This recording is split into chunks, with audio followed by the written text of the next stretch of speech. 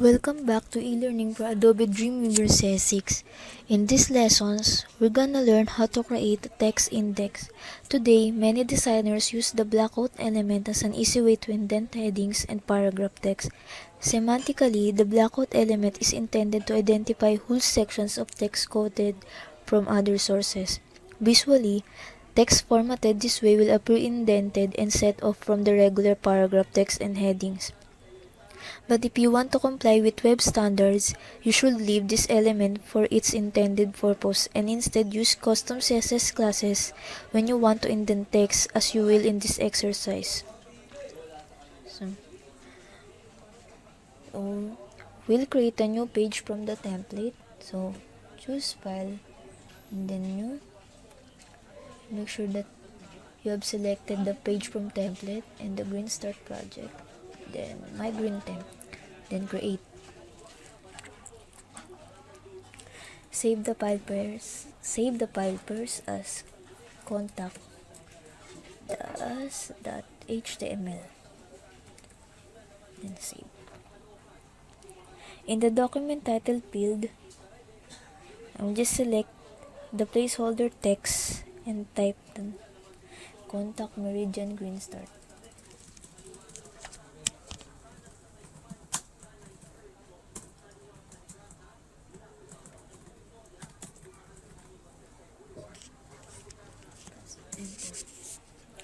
Switch to the Pulse panel. So we'll just switch to Pulse panel and we will just double click the contact us. So the text consists of 5 department sections including headings, descriptions, and email addresses for the managing staff of Green Start. We will insert each department into its own section element.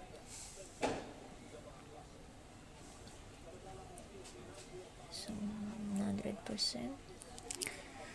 Then in the text editor or word processing program, select the first two introductory paragraphs. Press Ctrl X to cut the text. So,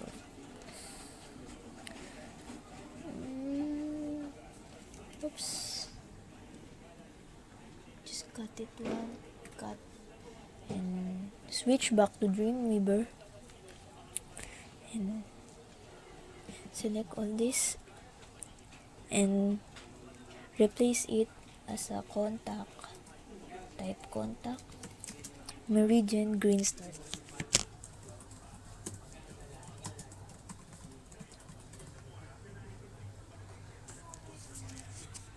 Press enter to insert a new paragraph and just paste the text you've just cut on the text editor.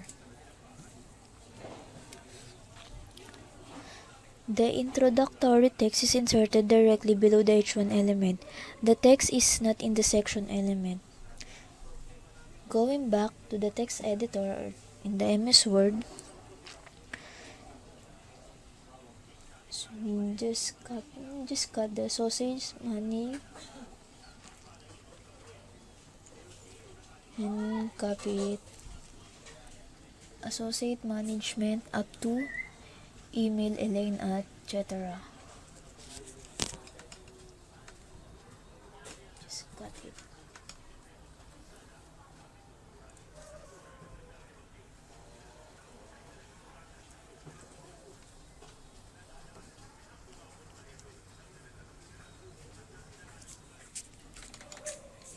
Switch back to Dreamweaver, select all of the add subheading here and the add content here and just paste what you have just copied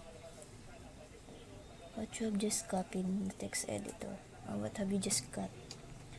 Format the association management as a H2 heading or as an H2.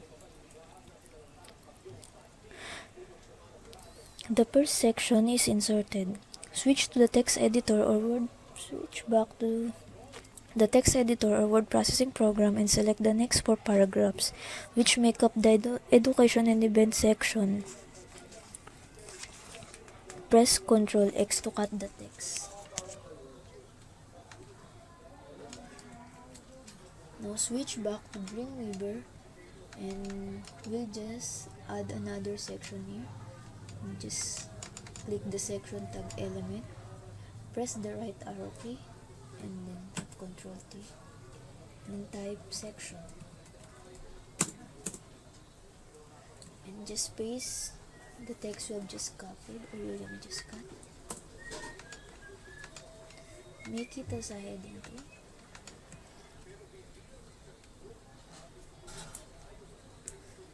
And just repeat the other for the transformation, research, information, etc.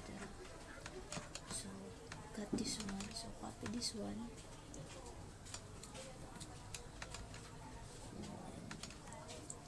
Let's confirm.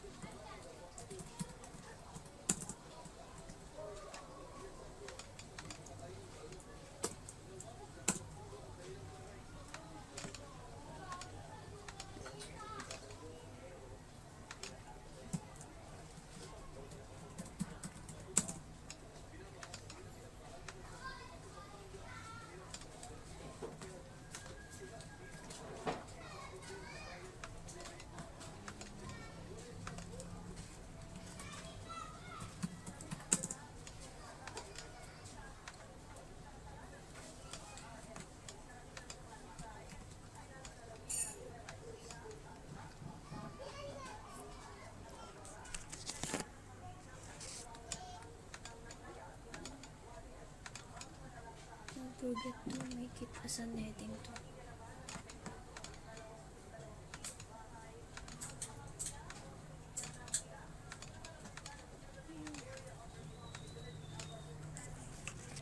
With all the text in place, you're ready to create the indent styling. If you wanted to indent a single paragraph, you would probably create and apply a custom class to the individual paragraph element. In this instance, we will use the existing section element to produce the desired graphical effect. First, we'll assign a class attribute to the element. Since the class has not been created yet, we will have to create it manually. This can be done in Code View or in Design View using the tag editor. Insert the cursor anywhere in the Association Management section element. So, just click the section tag selector and Control and press the Ctrl T. The tag appears displaying the section tag. The cursor should appear at the end of the tag name. Press the space bar to insert a space. The code hinting window appears, displaying the appropriate attributes for the section element. Type class and press enter. Just type class, press enter. Dreamweaver automatically creates the attribute markup and provides any existing class or ID attributes. Since the class doesn't exist yet, we'll type the name yourself. Just type profile as the class name and press enter to complete the attribute. So select the section .profile tag selector at the bottom of the document window. Select the content section H2 in the CSS styles panel and click the new CSS rule, the new CSS rule. We'll remove the dot container, so I'm gonna click the less specific and then click OK to create the new CSS rule.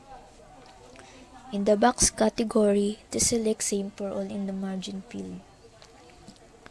Enter 25 in the right, 25 pixels in the right and left margins only. Type 15 pixels in the bottom. So in the border category, enter the following specifications for the bottom border. Just type solid,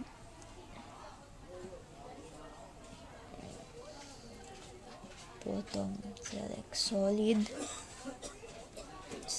it's about 10 pixels and then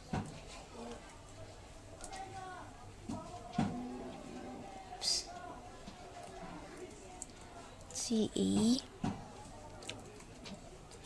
and then on the left border just type solid, has 2 pixels and just copy it. It's 2 pixels and a same color as the bottom.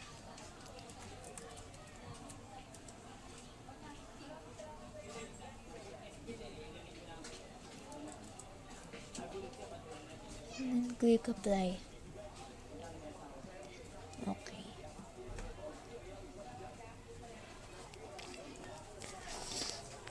The border helps to visually group the intended text under its heading. Select each of remaining section element and apply profile from the class build menu in the property inspector. So choose class and just like profile section and then profile, same as this.